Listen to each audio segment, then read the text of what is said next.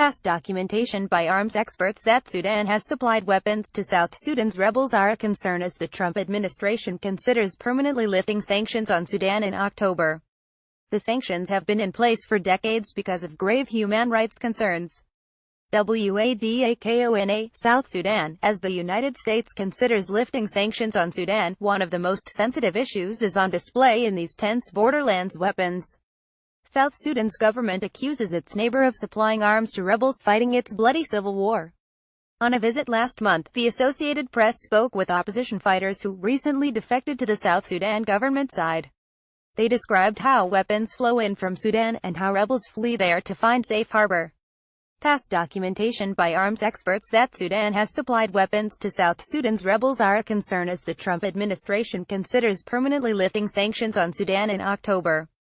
The sanctions have been in place for 2 decades because of grave human rights concerns.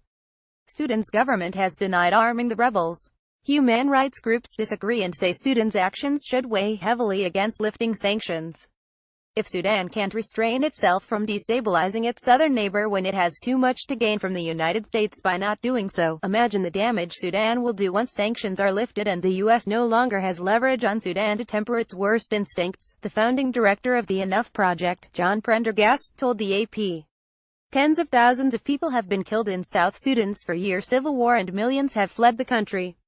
Multiple efforts at peace deals have failed and no end to the conflict is in sight. Between 2011 and 2015, the independent organization Conflict Armament Research documented Sudanese support to opposition forces in South Sudan. It found that Sudanese military equipment had been captured from non-state armed groups there. It also found that Sudan often repackaged ammunition or masked shipping information to conceal its origins, especially with large quantities of Chinese ammunition. However, experts say that since 2015 there have been no new findings to support the claims of Sudan arming South Sudan's rebels, adding that proving any recent transfer is extremely difficult. The U.S. put a lot of pressure on Sudan last year to cut off support to South Sudan's rebels as it explored whether to lift sanctions, said Alan Boswell, a conflict analyst specializing in South Sudan. The rebels then lost significant ground after struggling to resupply, Boswell said. In the past year, despite South Sudan declaring a unilateral ceasefire, government forces have launched offensives reclaiming most of the West Bank in Upper Nile State, an epicenter of the civil war.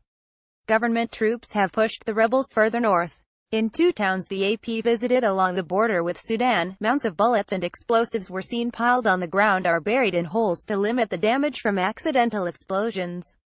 South Sudan's army says the arms come from Sudan and were captured from the rebels, but the army also loads its own guns with the ammunition. Sudan is giving the opposition military equipment and everything they need, said Col. James Gaddiath, the army commander in northern Upper Nile State.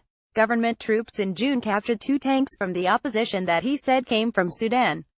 Shown photos of the piles of ammunition, the coordinator of the UN panel of experts monitoring sanctions on South Sudan, Clem Ryan, said he agreed with arms experts that this stuff has mostly been in country for at least a couple of years, and it's impossible to say how any group comes by it.